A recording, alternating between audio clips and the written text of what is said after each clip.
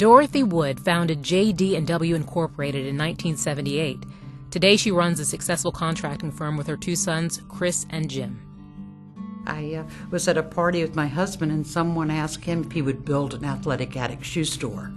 And of course he was with Exxon and not able to do it. So I said, I'd love to do it, not knowing anything about construction. And so with my trusty home economics, I took off for Kentucky and built an Athletic Addict shoe store. And when I got there, I had to go in front of the Landscape Commission. I guess the building inspection department knew I knew very little about it. But I hired people, and it was a success and came in on time and on budget. That was my first job, in construction. Well, I don't think I'm really that successful. I've just been very fortunate to have good people around me for the last 30 years. And now I have every mother's dream. I have two sons working for me, one on one side and one on the other. And they would tell you that one day I was just really frustrated with them, and we were having a meeting, and now they were probably at that time 40 and maybe 35. And I said, wait until your dad comes home. And they just, of course, started laughing because Dad doesn't work with us. And but I think that I've been successful, if I have been, because of the people that I work with. For future business leaders, my number one answer would be to be kind to one another, to not dwell with gossip. And we all are competitors, and we have to be competitive, but we shouldn't be spending our time with gossip and trying to talk about another person or another company.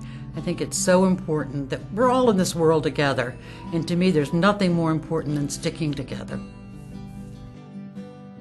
Well, my major influence is my husband of 50 years, Jim Wood. He was always successful, and I remember early on, he had a lot of rental property, and if people didn't pay their rent, he didn't always go after them. He has a family now that rents from him that I understand from one of my grandchildren, he took them $100 recently. They haven't paid rent probably in 3 or 4 months, but they're having a hard time. And I've always admired the fact that he is so willing to give back, and he always says that we never go for the last dollar.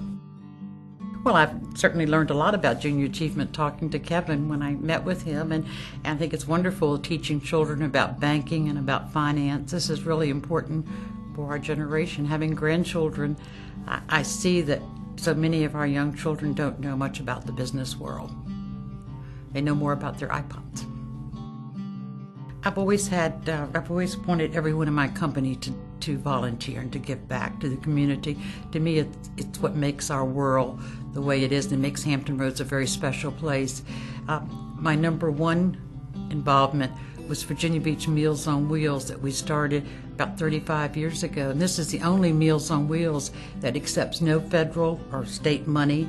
It's all done by people helping people and serving about 150 people a day. And I'm just so proud of people in Virginia Beach for stepping up and helping their neighbors.